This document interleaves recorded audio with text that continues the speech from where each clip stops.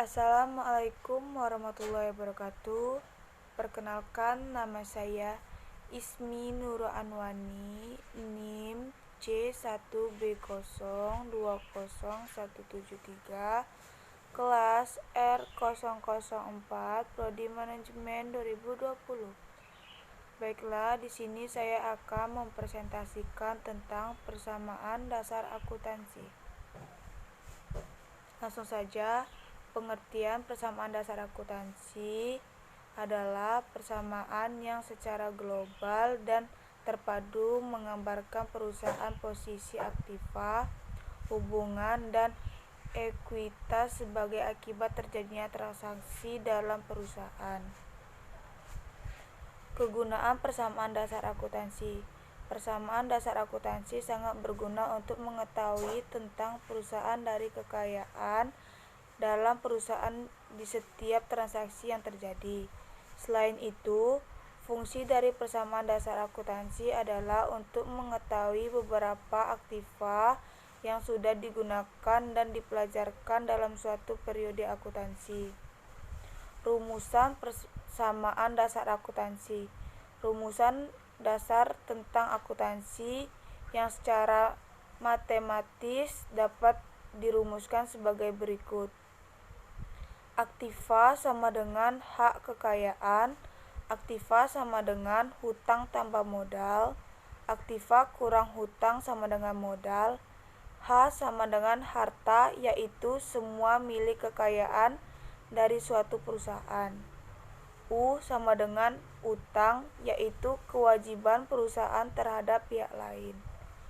M sama dengan modal, yaitu hak pemilik perusahaan. Rumusan lainnya adalah H sama dengan U tambah M tambah P kurang B. Yang dimaksud dengan B adalah biaya pengorbanan untuk memperoleh penghasilan. P sama dengan pendapatan, yaitu bertambahnya aktiva perusahaan. Unsur-unsur persamaan dasar akuntansi. 1. Aset atau aktiva atau harta. Aset A. Aset lancar. B. Aset tetap. C. Aset tak berwujud. 2. Kewajiban atau liabilitas hutang. A. Hutang jangka panjang. B. Hutang jangka pendek. 3. Modal ekuitas. Mencatat transaksi dalam persamaan dasar akuntansi. Pengaruh suatu transaksi terhadap harta, hutang, dan modal dapat dirumuskan sebagai berikut. Harta tambah, harta kurang, harta tambah, hutang tambah, harta tambah, modal tambah, harta kurang, hutang kurang, harta kurang, modal kurang, harta kurang, hutang kurang, modal tambah, harta tambah, harta kurang, modal kurang, modal kurang, hutang kurang, modal kurang. Pengertian perusahaan jasa. Perusahaan jasa adalah perusahaan yang kegiatannya ekonominya menjual dalam bentuk jasa.